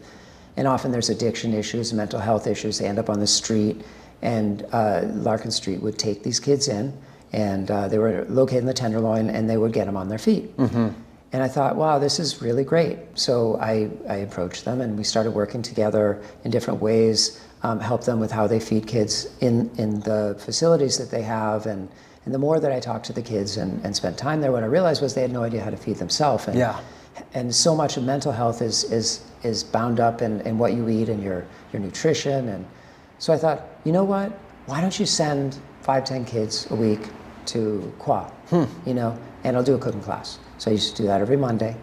And then eventually I met this woman, Sasha, and she was also working kids. So I was like, hey, we could do something together. And there was a cooking school who agreed to host us. This woman, Jody Liano, who was amazing and so generous, and let us host these classes where we started inviting different chefs and say, look, make 1 or 2 things. It has to be really inexpensive. They can be made from ingredients right in the neighborhood, and Larkin Street would bring kids over, and we'd have these classes, and they were transformative for the kids, but also for the chefs, because you're reaching people in a totally different way, and it just felt so good. Yeah. And so I was doing this, and then Roy gave this speech about maybe we can do more. Maybe us who have the privilege of having these fancy restaurants can look to communities that don't have fancy restaurants. Maybe there's something we can do. This was in Copenhagen. Yeah, and so we both had a book tour that year. It was 2013, beginning of 2014. I kind of thinking about it. I reached out and I said, hey, I've been thinking about what you're saying, and I had this idea, like maybe we could do fast food restaurant, but like with real food.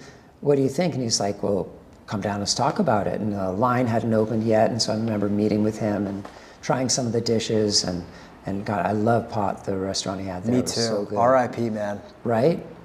I miss that spot. And it just turned into this great partnership, and local itself. We turned the dials up to 11 on every single thing, and I think that it was just such a difficult thing to begin with. Yeah. That on top of it, the low prices and the good ingredients and I brought too much kind of high level technique to it, because I was still in the mindset of a fine dining restaurant. Right. But that's how it started. Yeah. And that's how I started coming down to LA. It was a time in my life when, like I said, I was going through kind of a depressive period, and I felt very constricted in San Francisco. It was a very small place, very small community, and I got to LA and I felt like the second the plane hit the tarmac, like I could breathe, which is ironic because everyone says you can't breathe in LA because of the terrible air. But for me, it was like, and then going down to Watts, which is where I met Keith, and I also met a lot of other wonderful people. But like that community and that experience radicalized a lot of my ideas around our country and what we are, what we could be. Yeah. And there's only so much you can do, right? But I said, well, let me try what I can do. And some things were very productive, like we work with a national nonprofit to develop these systems to basically make the workplace more fair. Yeah. So forms of like how you interview people and make it more about their desire to learn and their ability to communicate and to navigate difficult situations, as opposed to here's a resume and I worked at restaurant X and Y and Z and therefore I can just, you'll be plug and play. So, which is how people always got hired, which is why it has kind of a country club mentality at the high level, or it used to. Yeah. So, that experience was really extraordinary. And I know that financially it wasn't a success, but every single person that started, almost 50 people that started at Local, went on to get another job. Maybe in restaurants, maybe as a security person, driving a truck, whatever it is, that was their first step, that then they took another step. Yeah. And so we thought it was the feeding people that was really important, but it was the economic empowerment that ended up being the really important part of it. Yeah, yeah. So, obviously we just got news yesterday that Cole's, the restaurant downtown, 117-year-old restaurant, is closing for good. And we've talked on this podcast before about like... Shibumi. Oh, they're closing as well? My 2 cents. Wow, yeah, I saw My 2 cents. Jesus. I know, we're going to get there in terms of like, why the hell would you open a restaurant in Los Angeles right now? Don't worry, I'm not going to let you off the hook on that one. But with a restaurant like Cole's, with a restaurant like Local, like, it just strikes me that there's so much more happening there than just the food. With a restaurant like Cole's, it's like a historic institution, right? with a restaurant like Local, it's, as you're saying, it's almost like more of a nonprofit than it is a restaurant, where you are driving economic empowerment to all these people that come through there. Do you think that there should be some sort of like right now, I think it's unfair that those types of restaurants have to operate by the same sort of financial constraints as other restaurants, especially in these environments? So this is a complicated question, right? Yeah. If I was building a better mousetrap, with the mousetrap being a government, I would subsidize businesses that could create career paths, of which restaurants are one. But you have to value communities that traditionally have been de-resourced. Right? Communities of immigrants, communities of color, basically they get the least amount of resources from our government, right? So you'd have to have like a complete brain transplant and decide what we really want to do. What this country could be is that we actually help people and we take care of them, and we use our resources to find ways in which, like they say, teach someone how to fish and don't just give them the fish, right? That we teach people how to fish in a real and meaningful way. I don't see any way that's ever going to happen. So it's kind of like a fantasy to even talk about it. But what I will say is, when the Local space came available, and they reached out, the tenants, and said, "You want the space?" And I went to Keith and I was like, "What do you think?" And he's like, "Yeah, let's do it." But so the idea wasn't to open a restaurant. It was, let's create a nonprofit. And let's use Local as our home base to do vocational training and address food insecurity. And that's the new iteration that you reopened last year, right? So we reopened it for 6 months, kind of a trial. And we learned a lot. One of the things we learned is if you run it as a restaurant, you have restaurant issues and you don't get as much training in. And so we're balancing how often we're going to open it with feeding, for example, getting contracts for like homeless shelters and other community-oriented ways of addressing people's needs to eat, like hunger, and so we're just getting open. Like, we just started a couple weeks ago, going, and there's a kids camp that's 10 minutes away, and we've been feeding hundreds of kids, and now we're going to start building towards, reopening. We have a chef, we have an executive director, so I'm really excited about it. Because I think also there's no reason that a Local couldn't work. It was never going to work in that location. There aren't enough people there. It's too far away from where people have money. And then you have Watts itself divided into quadrants.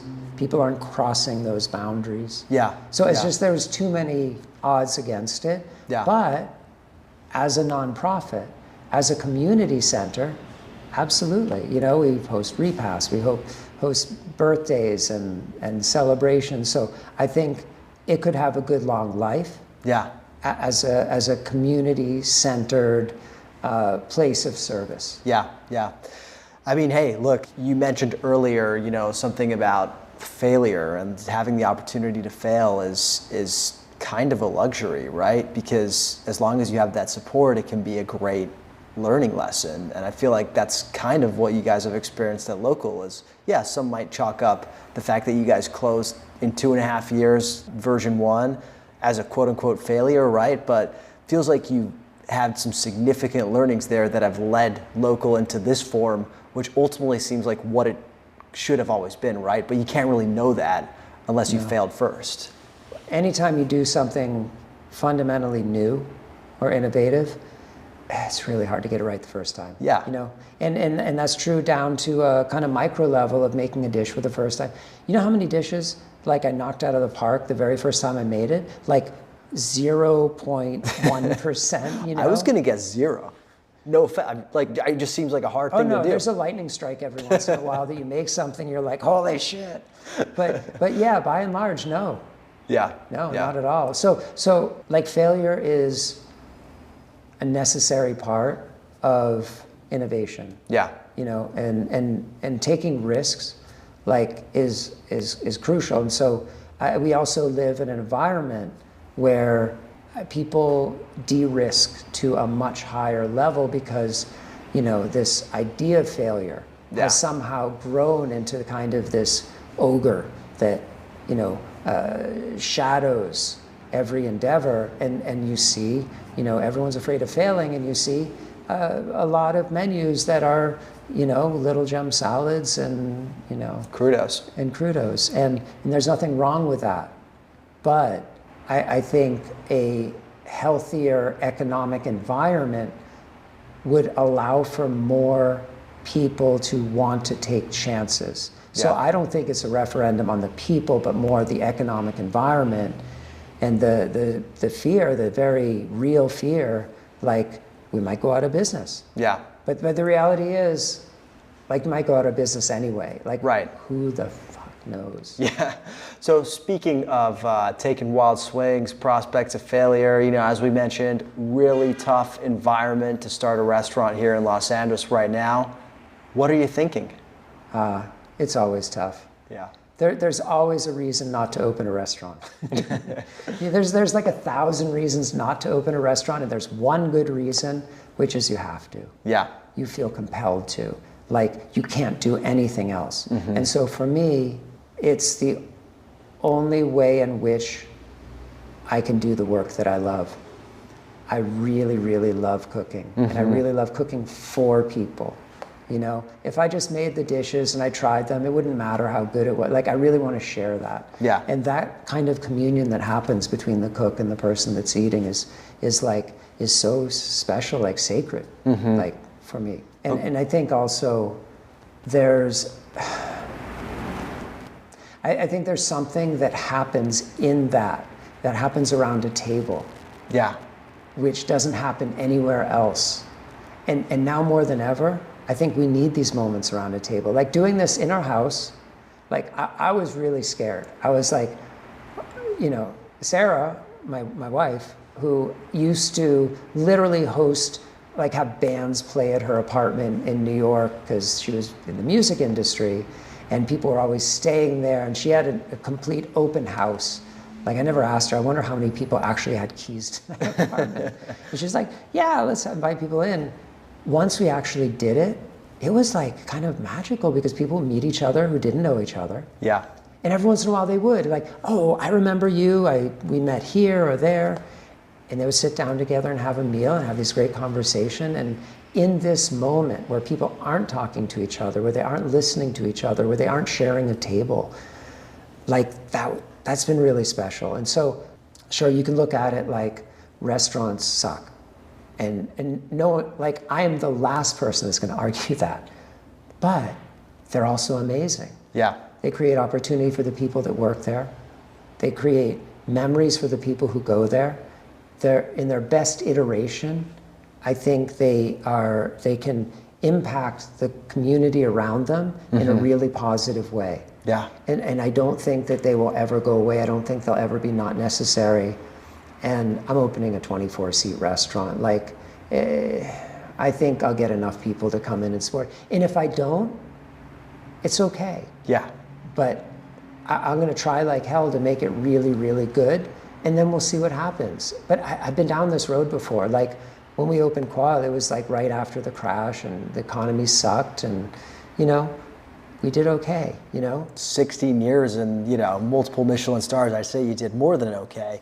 So you're talking about Jacka Social Club when you're talking about inviting people into your house. Yeah. And, when I talk about it, I've been sort of framing it as a precursor / experimentation lab for Jacka, the 24-seat restaurant that's coming in the old son of a gun space. Yeah. Is that accurate? Yeah. Yeah? Yeah. And so, one, it's getting back in the flow.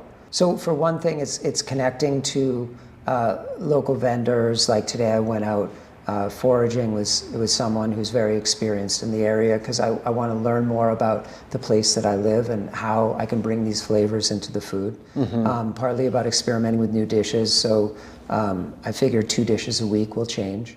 So it will always be experimentation. It will never be bad. Yeah. Some dishes are going to be by nature better than others. Of course. I don't have a team of 20 people to kind of work something out for 3 weeks before we put it on the menu, but there is something about that spontaneity that energy that I think also has its kind of positive impact. Oh yeah. I'm not, and in a way, like, my style was always pretty minimalist, naturalist, like in very, what I've now learned is very typical Gen X fashion. We used to try and bury the technique. So it would look like something you could make at home, but you couldn't. So it was never show-offy food, and if anything, I want to bend more in that direction. I want to make like anti-Instagram. Yeah. I like really focus on the integrity of the ingredients, on the quality of the cooking, and the experience of eating it. What's that texture? What's that flavor? How can it resonate in someone's memory? And obviously you want to make it look good, but I think it's really easy to make things look good, actually. I think it's really hard to make them delicious. Yeah. So one thing that's struck me from recent tasting menu experiences, whether it's been, Meteora, Vespertine, Addison, whatever it may be, is they always like start the story with like a really sort of clear log line, right? Like if we're in Hollywood, we got to use entertainment industry terms. But like, at Meteora, it's like journey to the heart of the Amazon. At Vespertine, it's like journey to the beginning of the world. At Addison, I think they said something about we're really trying to showcase the bounty of California and all the cultures who live here. What's the log line for Jacka? So I don't know what log line means, right? A log line, welcome to Hollywood, chef. A log line is the one sentence description of the movie. So for example, like, I don't know, Ferris Bueller's Day Off, right? It's like young troublemaker decides to play hooky and gets into all kinds of hijinks. Very simple, but like that is the log line. It's the one sentence description. Okay, cool. So my response would be then I would probably want to refuse to have a log line and start one way and then go in a completely different. But I think so. That's just kind of my oppositional nature, but I think you're right. I think that has become a trope that is also effective for people who might not. They might have, again, seen something on Michelin or social media or whatever, going to have this experience that's a new kind of experience to them. It sets the tone and the expectation in a way that makes the experience more enjoyable for more people. So I think it's great. And I've been to both those places, great restaurants. I have given no thought to a log line, but your PR team will probably make you at some point, but yeah. Sure, okay. When I have one. But no, I asked that question because I was kind of expecting you to say something like that. And to me, that is an iconoclastic zag in this moment, right? When everybody is zigging, you're zagging. And I think that in itself, I think is refreshing. And I think that in and of itself could appeal to people because they're so used to being like spoon-fed everything almost to the point where there's no mystery. And yes, maybe they appreciate that in some ways because it's easily to grasp. They know what they're getting into. But I kind of feel like, to your point of like, people see things on Instagram. They don't smell things. They don't actually hear things, right? Thank you very much, Sarah. Thank you. Cheers. But, I feel like that mystery in and of itself yummy. Could be a selling point. Cheers. That's delicious. Wow, this is amazing. This could be a new non-alcoholic offering? Probably, yeah. So I really appreciate my wife bulldogging me about the non-alc, because at first I'm like, I just can't think about it. It's enough to put the food on the table. And then it is enough people are coming in who don't drink that she's like, got up your game on the non-alc, got up. And so finally I'm like, okay, fine. So today I got like a shitload of elderberries. Yeah. So green elderberries and white tea. I'm gonna make something. This is delicious. So I think she's kind of leading me. Yes. Or maybe kicking me in the right direction, but I appreciate it because she's right. And so this is the thing about any kind of dining experience at this level. How do I put this? If you go into a room and it's perfectly furnished, but there's one thing out of place, that's like all you're gonna see, right? Yeah. And so if a lot of things are kind of a little bit messed up, then you don't see them. It's just the ambiance. It's just what it is. Yeah. But the more refined you get, then all of a sudden it's like, well, now we got to do our non-alc program. And now let's really look at the wine. And then, so I've been calling friends who make wine. I'm like, hey, can I get a couple cases of wine? And so it's like, and then all of a sudden you're like, what about the cutlery? What about the nap? And then all of a sudden you're into like an actual restaurant. Yes, right. And since this is an audio medium, I should say, why we're talking about non-alcoholic cocktails all of a sudden is because Sarah came to the table and gave us a drink, in case listeners are confused as to why we abruptly changed subjects. I'm curious about, you are no stranger to Michelin stars, to World's 50 Best, to all kinds of accolades. When you're embarking on a new project like Jacka, how much is that end goal in your mind at the start? Oh, not at all. First of all, right now, I'm cooking in my house. There will be no Michelin stars, right? I had 2 stars for a long time. I think achieving that level is not this is going to sound terrible. It's not hard. This is the water I've swam in. But the way I look at it is some time has passed, and I need to be better than I was. So how am I going to do that? And how am I going to understand more about the people who live here and what makes them happy? And how can I do my job better? Right? Yeah. How can I make the food more delicious? What's interesting? What can I show people that they're going to say, wow, I had this dish and you wouldn't believe it. It was this and this, right? The status markers, if Michelin will come, if I have a restaurant, and they'll decide where it's at, what they think about it. I have no control over that. But I will tell you that I understand the level, and I am going to want the consistency, not for Michelin, but for the customers, right? And, some of these ratings and some of the ways in which people are judged, you're judged 10 ways from Tuesday today. Everyone has an opinion. And I think at the end of the day, it's really good to listen, because sometimes people see things that I don't see. So I always want to listen, but I also want to have my own compass too. Yeah. And I want to know when I'm doing good work.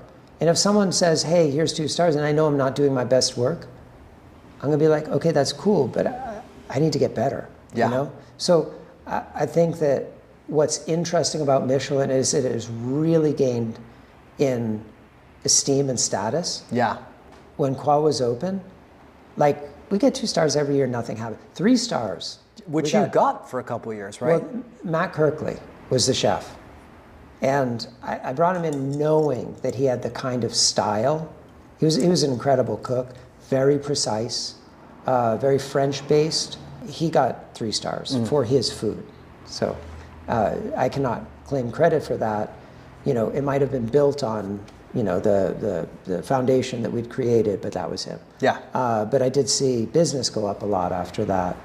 But now, Michelin, people talk about it.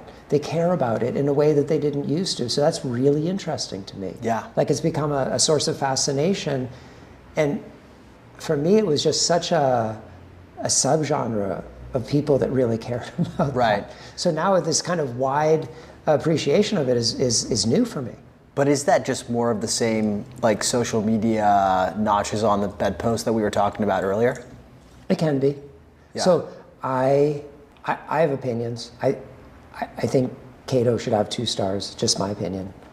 But by and large, I look at that world as a self-contained, I don't really think about it that much. Mm-hmm. They do what they do, and they're pretty consistent about it. Yeah.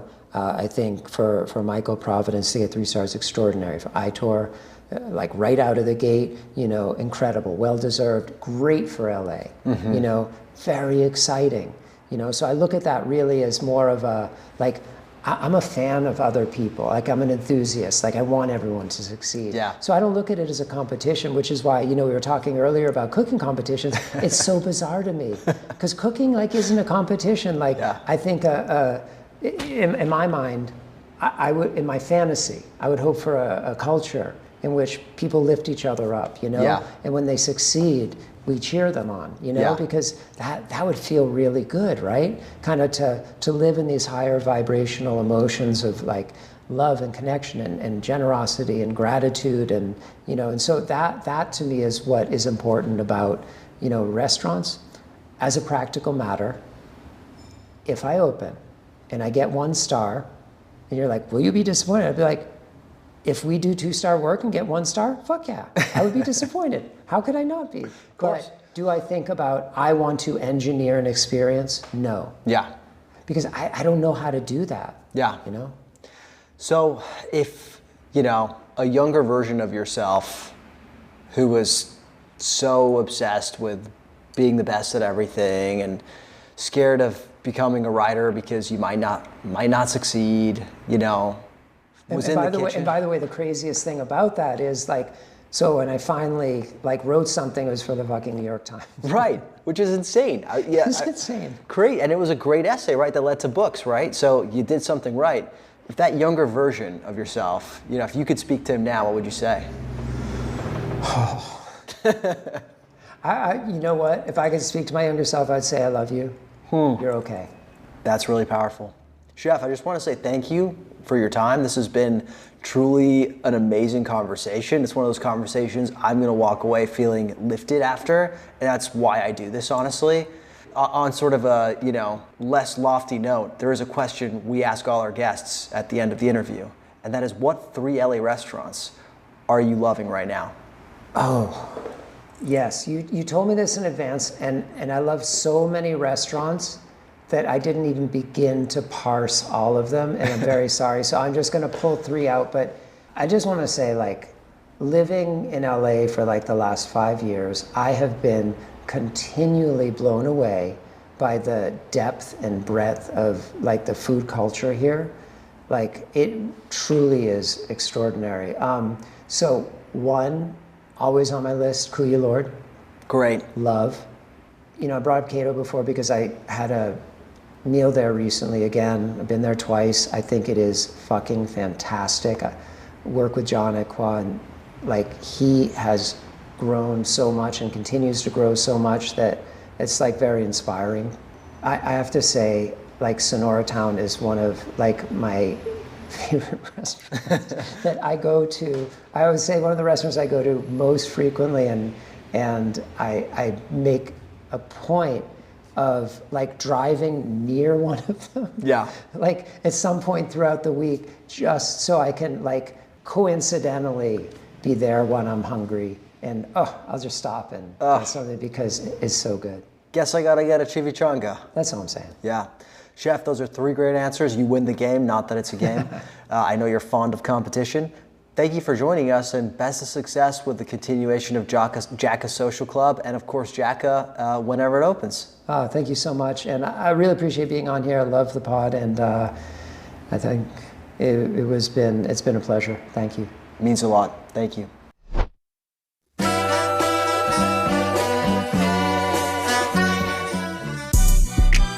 Thanks for listening to another episode of the LA Food Podcast. Thanks to our guest, Daniel Patterson, and of course, Father Saul for making the time for us. And thank you to you, dear listener. If you like what you heard today, please go to wherever you listen to podcasts, leave us a rating, review, subscribe. Seriously, all that stuff really, really helps us out. We'll be back next week with another epic episode, but if you're looking for me in the meantime, you can find me on TikTok, Instagram, Threads, YouTube, and even our website at the LA Countdown. You can also find us at It's Acquired Taste on Instagram and at acquiredtaste.com.